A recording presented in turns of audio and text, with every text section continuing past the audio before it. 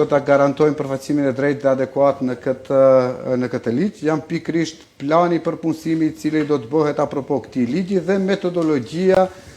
e cila do të bëhet në afat të caktuar kohor pasi të hyjë në fuqi ky ligj dhe në bazë të së cilës do të përcaktohen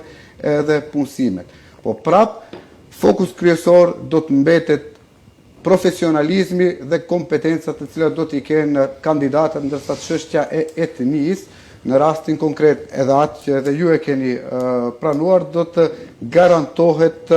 me anë të metodologjisë dhe planeve për punësim dhe atë do të garantoj trupi koordinues i cili është si rezultat, formimi i këtij grupi është si rezultat i